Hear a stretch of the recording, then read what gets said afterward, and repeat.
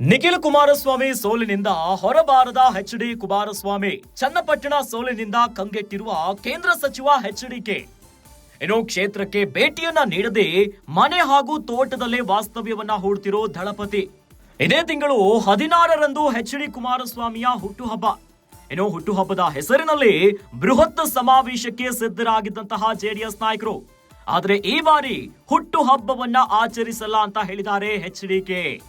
ನಾಳೆ ಮಂಡ್ಯದಲ್ಲಿ ನಡೆಯಬೇಕಾಗಿದ್ದಂತಹ ಮಹಾ ಸಮಾವೇಶಕ್ಕೆ ಬ್ರೇಕ್ ಹಾಕಿದ್ದಾರೆ ಕೇಂದ್ರ ಸಚಿವ. ಈಗಾಗಲೇ ಸದನದಲ್ಲಿ ನಾಯಕತ್ವದ ಕೊರತೆ ಇದೆ ಎಂದು ಜೆಡಿಎಸ್ ಶಾಸಕರು ಬೇಸರವನ್ನ ಹೊರಗಾಕಿದ್ದಾರೆ. ಇನ್ನು ಪಕ್ಷದಲ್ಲಿ ಕೇಳಿಬರ್ತಾ ಇರುವಂತಹ ಅಸಮಾಧಾನಕ್ಕೂ ಬ್ರೇಕ್ ಹಾಕದ ಕುಮಾರಸ್ವಾಮಿ, ಮಗನ ನಿರಂತರ ಸೋಲಿನಿಂದ ಇನ್ನೂ ಕೂಡ ಹೊರಬಂದಿಲ್ವಾ ಎಚ್.ಡಿ.ಕೆ ಅನ್ನೋ ಪ್ರಶ್ನೆ ಮೂಡ್ತಾ ಇದೆ. ನಿಖಿಲ್ ಕುಮಾರಸ್ವಾಮಿ ರಾಜಕೀಯ ಭವಿಷ್ಯದ ಚಿಂತೆಗೆ ಬಿದ್ರ ದಳಪತಿಗಳು ಸೋಲಿನಿಂದ ಹೊರಬಂದು ಪಕ್ಷ ಸಂಘಟನೆಗೆ ಒತ್ತು ಕೊಡ್ತಾರಾ ಕೇಂದ್ರ ಸಚಿವ? ಸದ್ಯ ಸಂಸತ್ ಅಧಿವೇಶನದ ಹಿನ್ನೆಲೆ ಆ ಕಡೆ ಹೆಚ್ಚು ಗಮನವನ್ನ ನೀಡ್ತಿರೋ ಎಚ್.ಡಿ.ಕೆ. ಚನ್ನಪಟ್ಟಣದ ಉಪಚುನಾವಣೆ ಸೋಲಿನ ಮೂಲಕ ನಿಖಿಲ್ ಕುಮಾರಸ್ವಾಮಿ ಅವರಿಗೆ ಹ್ಯಾಟ್ರಿಕ್ ಸೋಲಾಗಿದೆ. ಆದ್ರೆ ಇವೆಲ್ಲದರ ನಡುವೆ ನಿಖಿಲ್ ಕುಮಾರಸ್ವಾಮಿ ಅವರ ಸೋಲಿನಿಂದ ಎಚ್.ಡಿ. ಕುಮಾರಸ್ವಾಮಿ ಅವರು ಹೊರಬಂದಿಲ್ವಾ? ಇಂಥದ್ದೊಂದು ಪ್ರಶ್ನೆ ಈಗ ಉದ್ಭವ ಆಗಿದೆ. ಚನ್ನಪಟ್ಟಣ ಸೋಲಿನಿಂದ ಕಂಗೆಟ್ಟಿರುವಂತಹ ಎಚ್.ಡಿ.ಕೆ. ಕ್ಷೇತ್ರಕ್ಕೆ ಭೇಟಿಯನ್ನ ನೀಡದೆ ಮನೆ ಹಾಗೂ ತೋಟದಲ್ಲೇ ವಾಸ್ತವ್ಯವನ್ನ ಹೂಡ್ತಿದ್ದಾರೆ ದಳಪತಿ.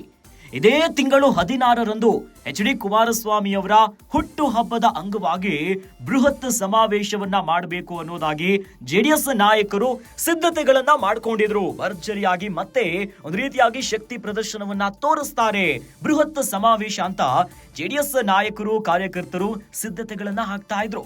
ಆದ್ರೆ ಈ ಬಾರಿ ಹುಟ್ಟು ಹಬ್ಬವನ್ನ ಆಚರಿಸಲ್ಲ ಅಂತ ಕೇಂದ್ರ ಸಚಿವ ಎಚ್.ಡಿ.ಕೆ ಹೇಳಿದ್ರು. ನಾಳೆ ಮಂಡ್ಯದಲ್ಲಿ ನಡೆಯಬೇಕಾಗಿದ್ದಂತಹ ಸಮಾವೇಶಕ್ಕೂ ಕೂಡ ಬ್ರೇಕ್ ಅನ್ನ ಹಾಕಿದ್ದಾರೆ. ಈಗಾಗಲೇ ಸದನದಲ್ಲಿ ನಾಯಕತ್ವದ ಕೊರತೆ ಇದೆ ಅಂತ ಜೆಡಿಎಸ್ ಶಾಸಕರು ಬೇಸರದಲ್ಲಿದ್ದಾರೆ.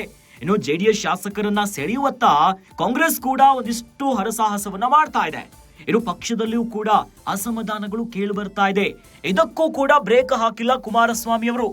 ಹಾಗಾಗಿನೇ ಮಗನ ನಿರಂತರ ಸೋಲಿನಿಂದ ಇನ್ನೂ ಕೂಡ ಹೊರಬಂದಿಲ್ವಾ ಎಚ್.ಡಿ.ಕೆ ಎನ್ನುವಂತಹ ಪ್ರಶ್ನೆ ಈಗ ಭಾರಿ ಚರ್ಚೆಗೆ ಗ್ರಾಸವಾಗಿದೆ.